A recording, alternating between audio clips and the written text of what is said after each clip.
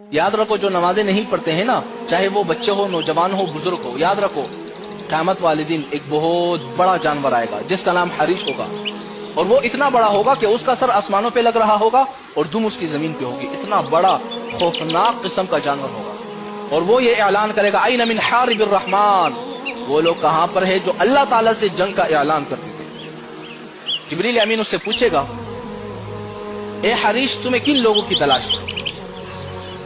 वो जानवर कहेगा मुझे 5 किस्म के लोगों की तलाश है। पहला, ऐन मिन तरकिस सलाह, वो लोग कहां पर है जो नमाजें नहीं पढ़ा करते थे।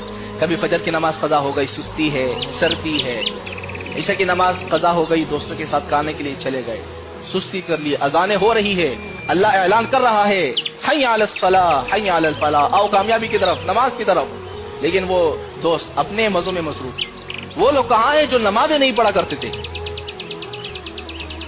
उन सारे लोगों को आगे किया जाएगा जो लोग नमाजें नहीं पढ़ा करते थे, उनको आगे किया जाएगा। फिर हरीश जो है अपना मुंह खोलेगा, उन सारे लोगों को अपने मुंह के अंदर ले लेगा। फिर वो ऐलान करेगा ऐन मिन मन ज़का, अब वो लोग कहां हैं जो ज़कात नहीं दिया करते थे। ज़कात तो फर्ज है, अल्लाह ने फर्ज किया है, हाँ अपने माल में से भी ज़कात निकाला करो। नहीं निकालोगे, क़यामत के दिन वो जानवर आएगा, जो लोग ज़कात नहीं देते हैं उनको आगे किया जाएगा, वो जानवर अपने मुंह के अंदर उन लोगों को ले लेगा। फिर वो जानवर ऐलान करेगा, अब वो लोग कहां है जो शराब पिया करते थे। अल्लाह ने शराब को हराम कर दिया है दुनिया में, अल्लाह ने फरमाया दुनिया में शराब नहीं पीना, ये नजस